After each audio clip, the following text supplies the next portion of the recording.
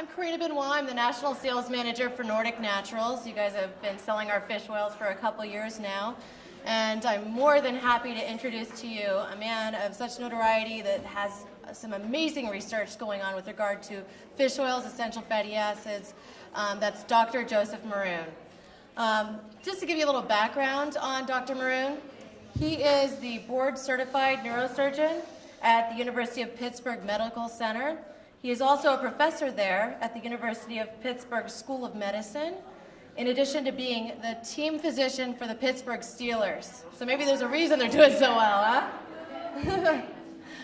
In his career, he has published over 250 scientific papers, 4 books, and a 5th is nearly finished, 45 book chapters as well, being a major contributor to medical science. And in his research, he has focused mainly on the prevention and treatment of injuries and diseases of brain and spine pain and whatnot. He's recognized by various national neurological societies for his contributions with many awards. Not only that, but Dr. Maroon is a devoted athlete. He has completed more than 50 Olympic distance triathlons. I don't know that any of you has ever even tried to do one, but let me tell you, it's something else.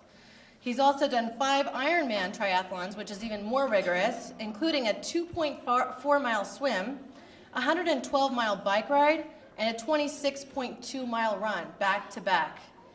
Currently, he serves as a medical advisor to Nordic Naturals. So without further ado, this late in the day, I introduce Dr. Maroon.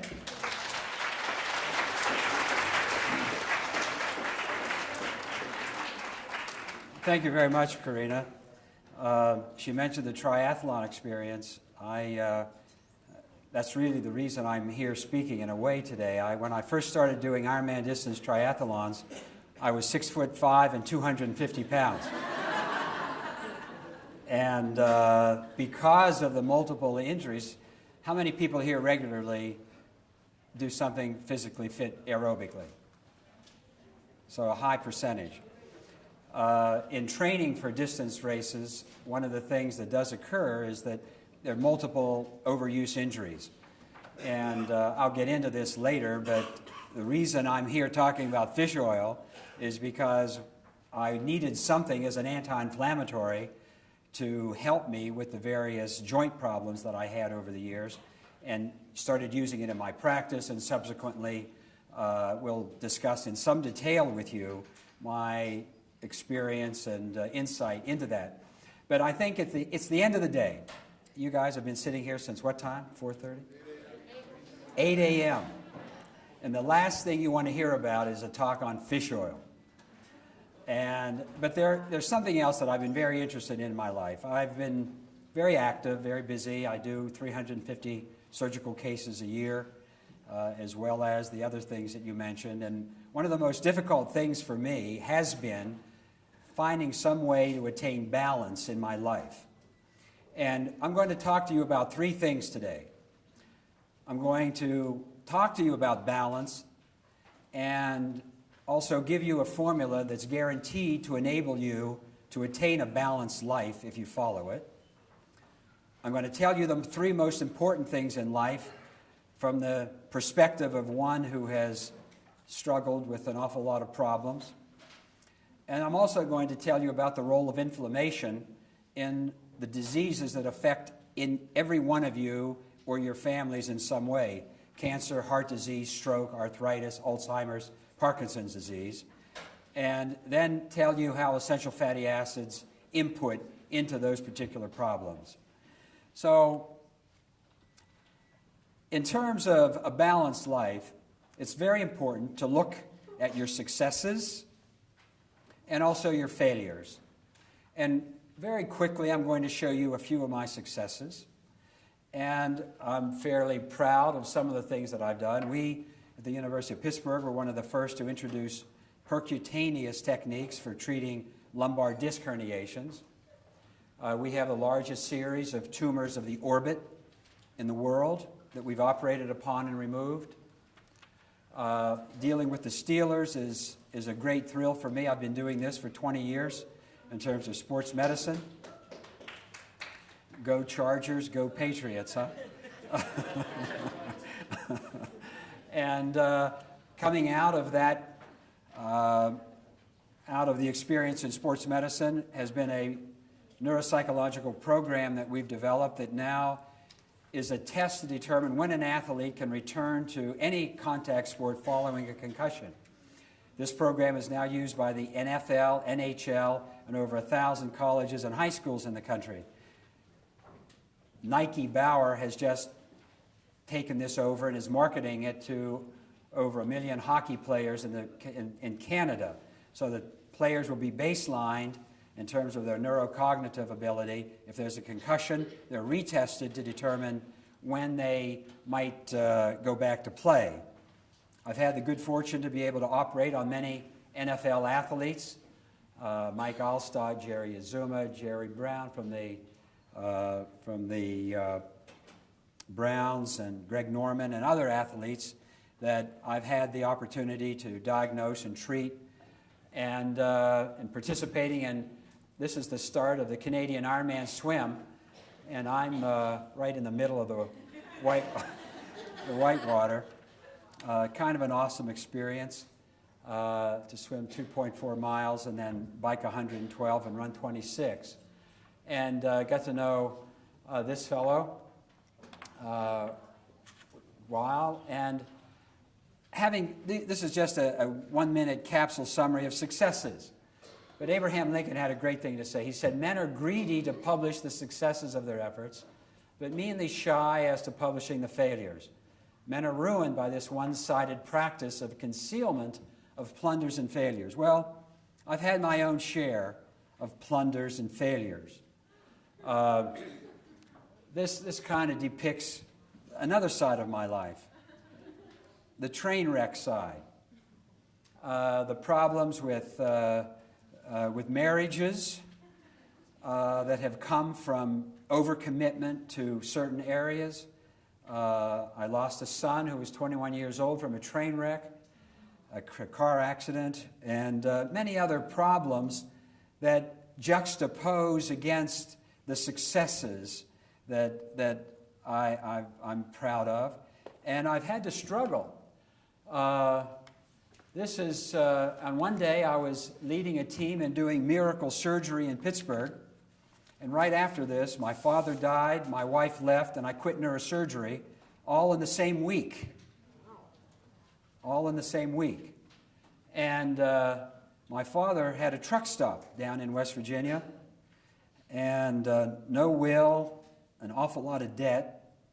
And literally one day I was operating, doing brain surgery as a professor at the University of Pittsburgh, and the next day I was filling up 18-wheelers at a truck stop, trying to handle an awful lot of personal matters that became simply overwhelming. And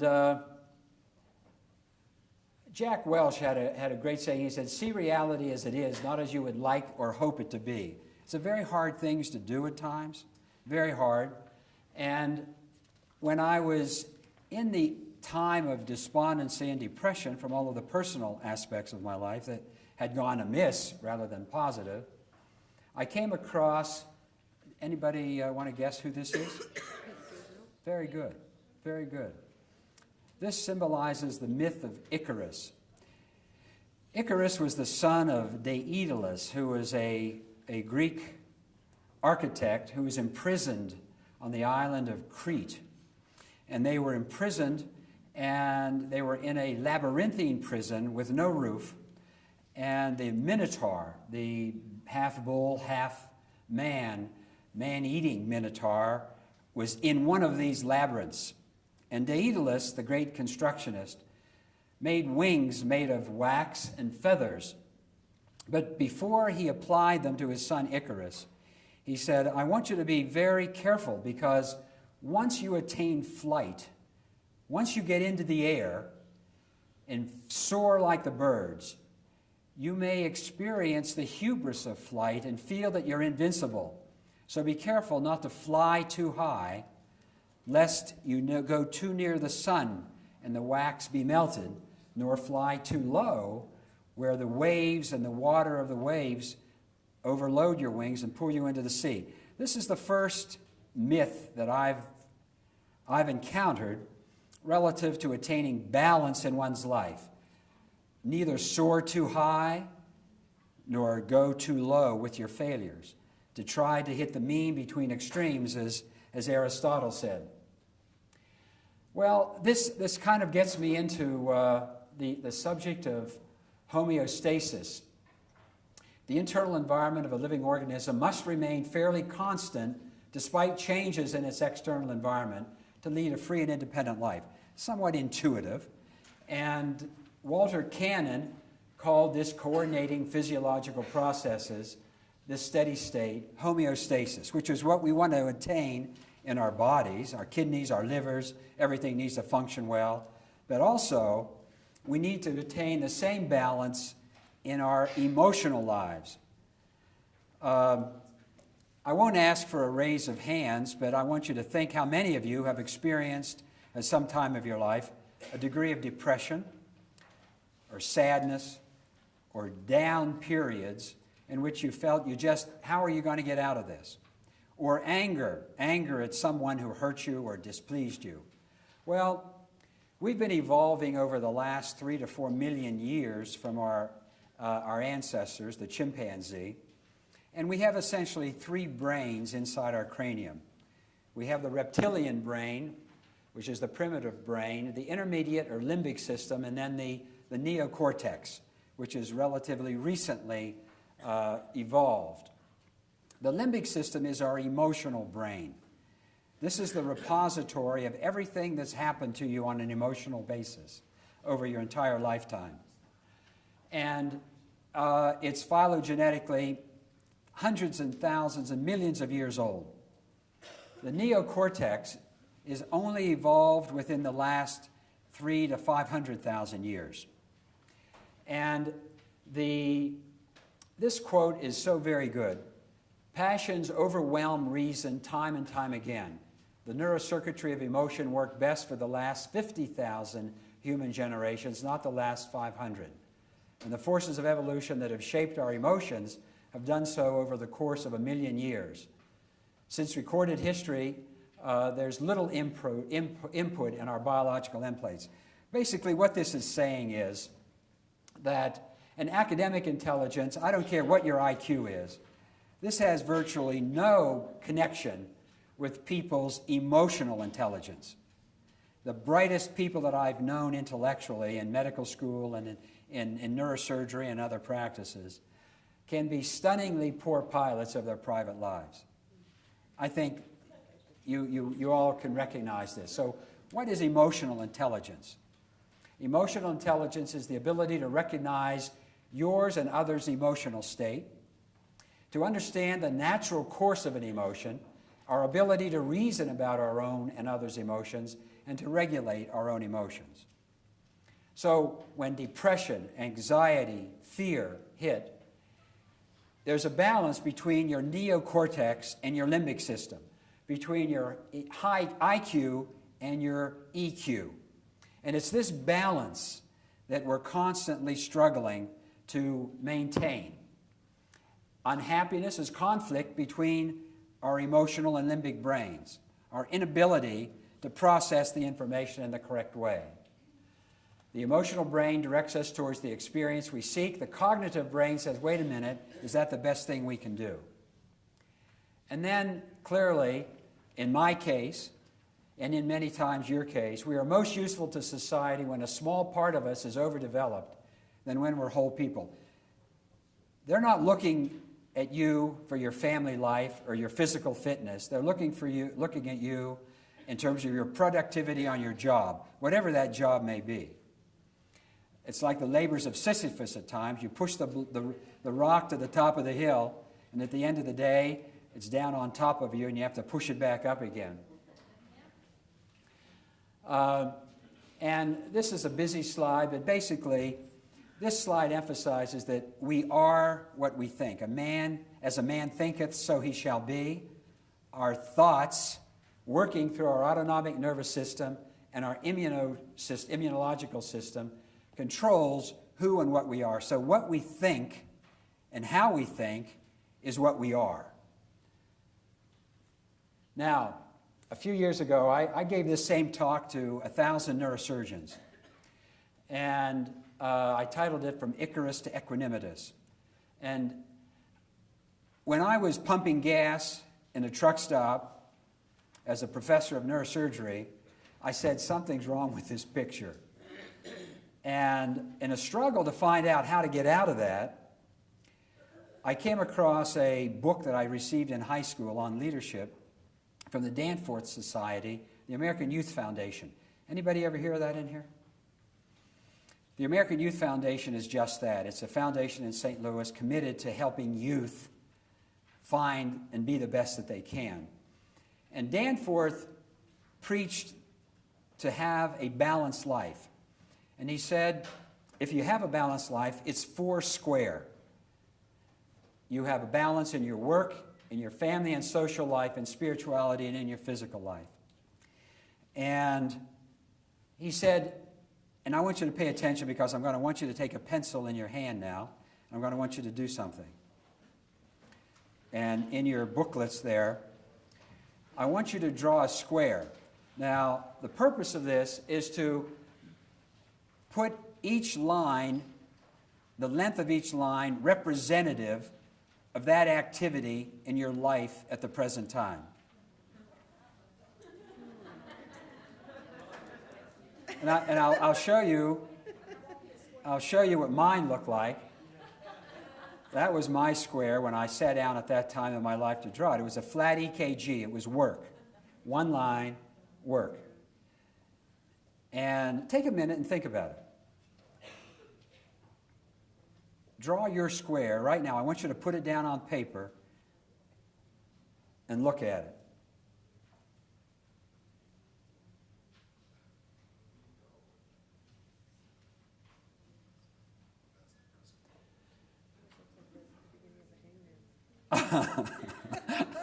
Well, that looks something like mine. Upside down the beginning of the hangman. Yeah, I mean, you get some idea. In terms of work, your family, and social, this was mine at another time where spirituality was totally atrophic. Physical was totally absent. I started the triathlons. I started running when I was in my depressed, despondent state. And a man invited me out to a track, and he said, let's go for a run. And I hadn't done anything for many years. And he said, let's run for a mile. I said, I've never run more than a mile in my life. And I did 1.5 miles, and that night was the first night I slept in about 6 months. The next day I ran 1.75 miles, and then 2 miles, and pretty soon I was like Forrest Gump. I was running through Bridgeport, Ohio, where I lived, and they said, there he goes. And then I subsequently evolved into swimming and biking, and then 10 years later was doing the triathlons. And this is the swim start at Kona in Hawaii 3 years ago when I competed there. And it's probably one of the most spiritual experiences of my life, getting in the water and swimming out to sea 1.5 miles and then swimming back with the sun just coming over the church spire, which was absolutely beautiful. But I want you to keep that square because this is something that you can take with you the rest of your life. And when you're thinking, you know, I'm really down, I'm upset, everything's out of kilter, draw your square and it'll tell you whether you need to work out, how you need to handle your diet, your family, your kids. And it's something that I have every day. I look at that. And at the same time, I've thought about the 3 most important things in life. And the first is our physical and mental health, because without that, without what you're selling to people, what you're promoting to people, life is virtually meaningless, if not terribly painful. And physical exercise has an immense amount of neurochemical and physical benefits. That's the finish of the triathlon. The second most important thing is relationships with God, with family and friends, and I'm not going to preach to you about spirituality, but you need to really, that's the easiest thing to become atrophic, to go away. And family and friends, I think, is self-explanatory. These are some of my friends and family. And then the other thing that's the hardest thing in the world to do is to live in the present moment, to really have that Zen experience of living in the present moment, that today is the day the Lord has made, and rejoice and be glad in it. And this is my two daughters who, 12 and 10, did a fishing in Canada last year with Jerome Bettis also, and milking cows and skiing, and really enjoy the Zen experience of the moment of today. So the first thing I talked to you about was a balanced life, how to attain it, and the most important things in life. So if for nothing else, you've heard this, and I think it's something that I know from talking to hundreds of physicians on this topic. It's something that you can take away and keep and use. Now, we're going to talk about another thing. The fish reminds me of what I'm here to talk about. And I caught that, by the way. That's a pike. The last day, the last cast. We're now going to talk about inflammation. Inflammation has been termed by Time magazine, by hundreds of other publications, the secret killer. And we're going to talk about how it's a common link to all the diseases, from cancer to Alzheimer's, particularly coronary artery disease, stroke. And chronic pain, heart attacks, all of these things are due to the inflammatory response of the body. What is the inflammatory response? If you get stung by a bee, or you hit your nail with a hammer, immediately the body goes into an inflammatory response. There's redness that occurs, it swells up, it becomes hot, and it becomes painful. And there's an incredible physiological response of what happens in your body in terms of platelets, white blood cells, cytokines, mast cells, and the release of various neurochemicals and transmitters that cause pain, that happens literally in a split second whenever you're injured.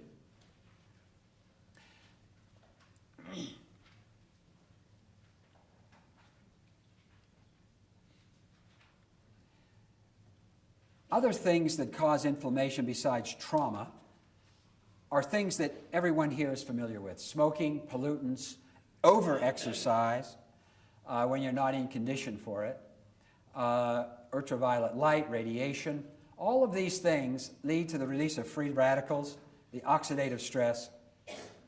Membranes, genes, and proteins are altered in such a way that it leads to the kinds of diseases that you see there. Now, without inflammation, any trauma would kill you. So there's good inflammation and there's bad inflammation. The problem is, if the inflammatory response is allowed to go on indefinitely, then it leads to chronic illnesses that are painless. And I'm going to go through some medical conditions for you, hoping that it's not redundant and things you've heard before. But medical conditions in which inflammation is a primary cause of problems.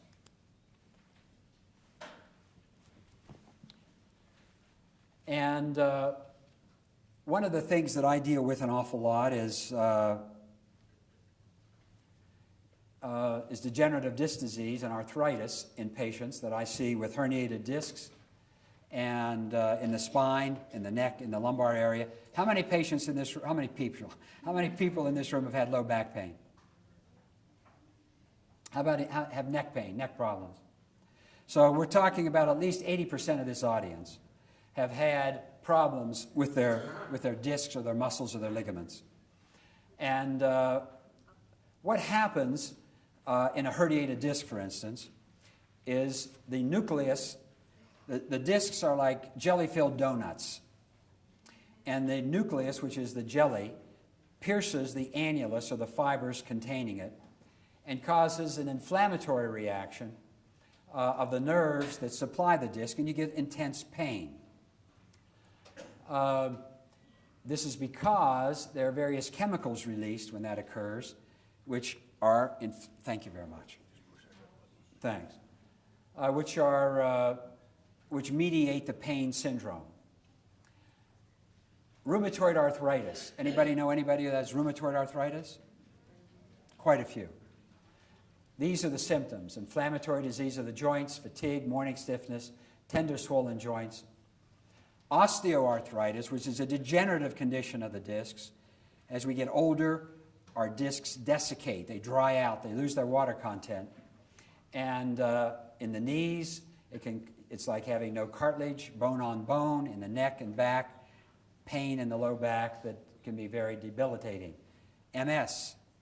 Anybody know anybody who has multiple sclerosis? Absolutely. Clearly an inflammatory disease of the brain, spinal cord, and optic nerves.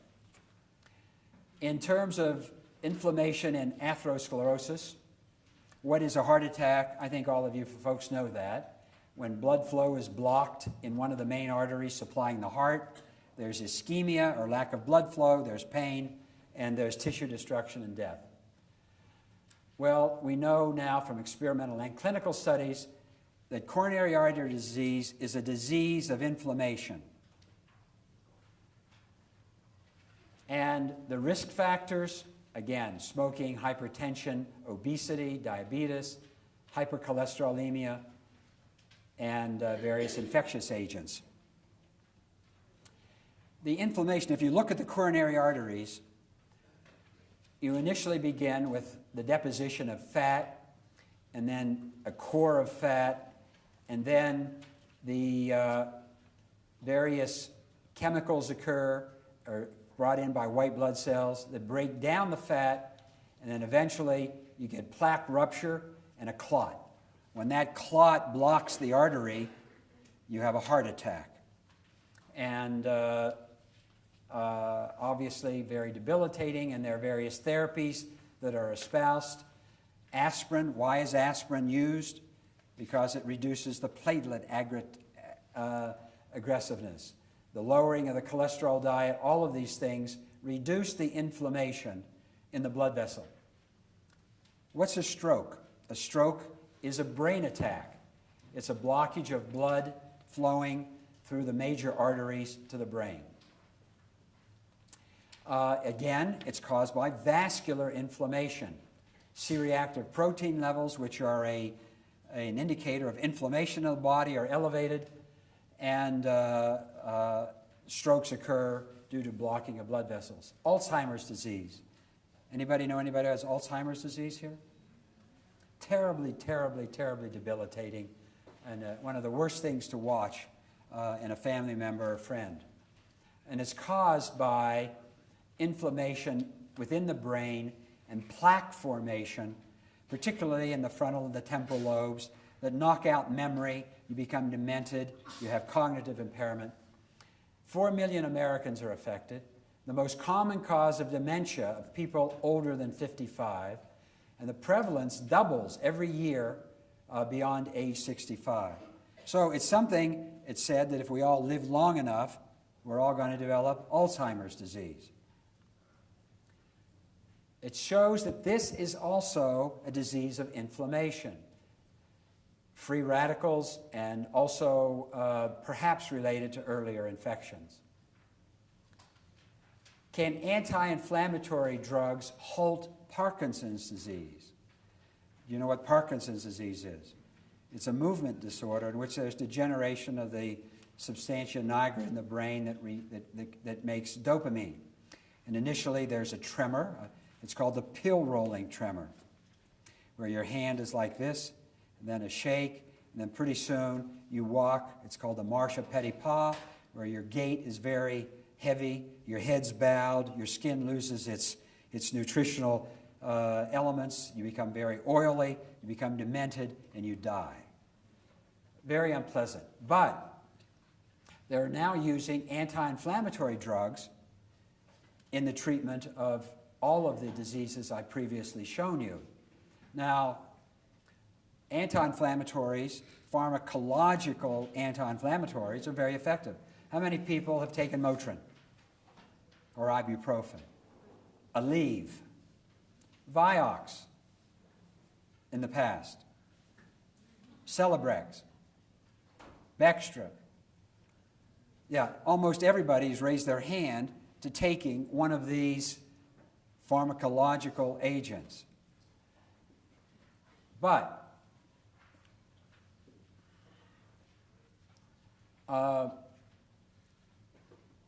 they come at a price. Vioxx was recently pulled from the market because of its complications of heart attacks and strokes. Well, why does it cause heart attacks and strokes? Anybody know? Because it interrupts the COX-2 cycle just in one place instead of across the board, and that causes cascade failure and enzymatic chain. That's the guys from each other. That's close. That's close. No, you're right. To a point, you're right. But what it does, when you're injured, your body forms arachidonic acid. Arachidonic acid gets converted by COX-1 and COX-2, which are enzymes. They convert arachidonic acid to PGE2, prostaglandin E2, which is very inflammatory. Merck and Pfizer realized that if they could block COX-2 and COX-1, they could block cyclooxygenase, they could make $9 billion a year selling Vioxx, Celebrex, and Bextra. $9 billion. Now, in 2002, they knew that not only did it block COX-2, but it also blocked another enzyme called prostacyclin. Prostacyclin is an enzyme that helps keep your blood fluid and thin.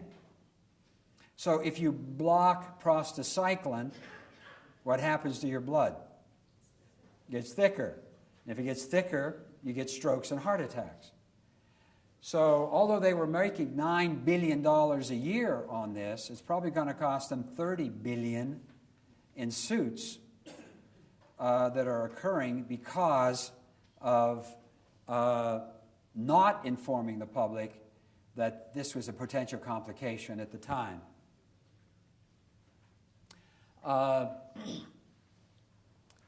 Not only does it cause stroke and heart attacks, but ibuprofen, Aleve, naproxen, all of these non-steroidal anti-inflammatories also come at a price.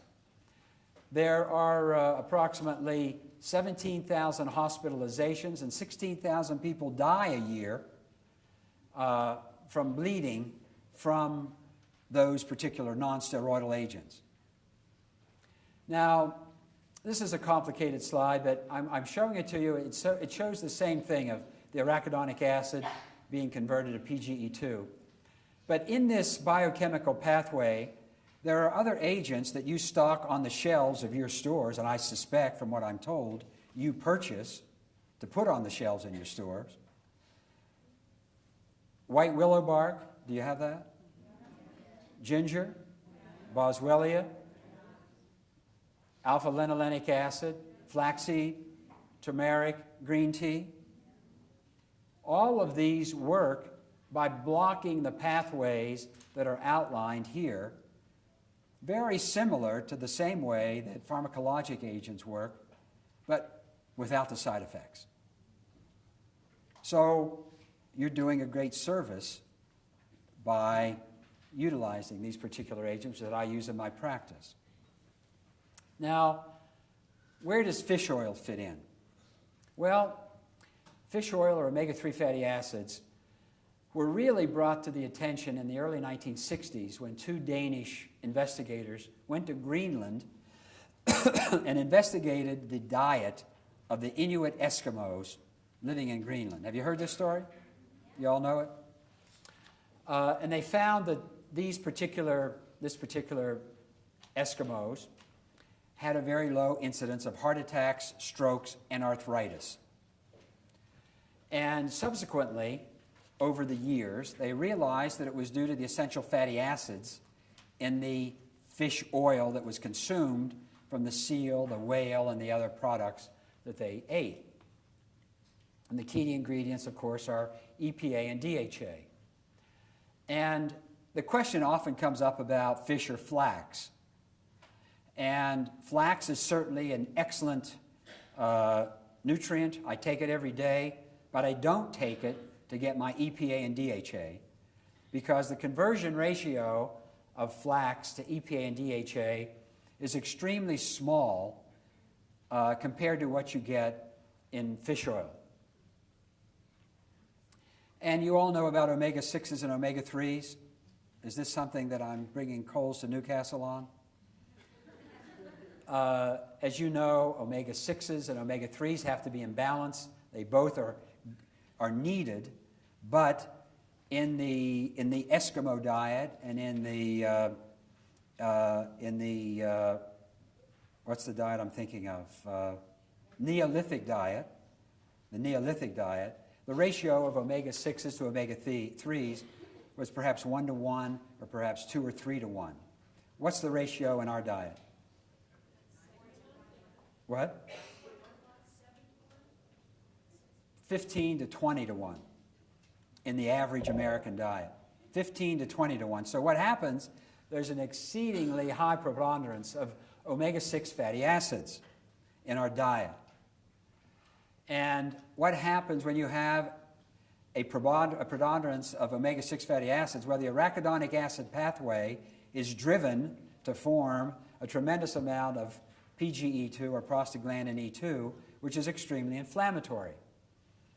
And also, in terms of fats, you are clearly aware of that.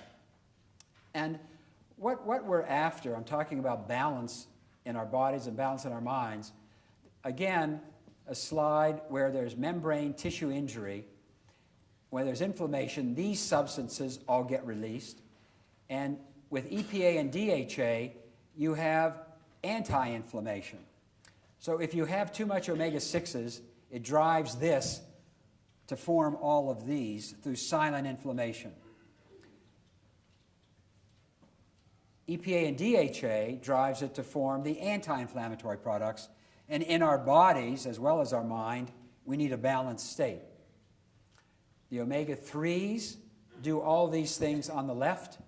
They prevent blood clots, they cause dilation of the blood vessels, they decrease pain, they enhance the immune system, improve brain function. The omega-6 enhance blood clotting, constrict blood vessels, cause pain, and depress brain function. So, omega-3 fatty acids controls the prostaglandin synthesis. It helps to control glucose and insulin balance, and also prevents and repairs DNA damage. Now, I showed you the diseases of rheumatoid arthritis, and I'm going to go briefly. I know the time is late, but in terms of how do these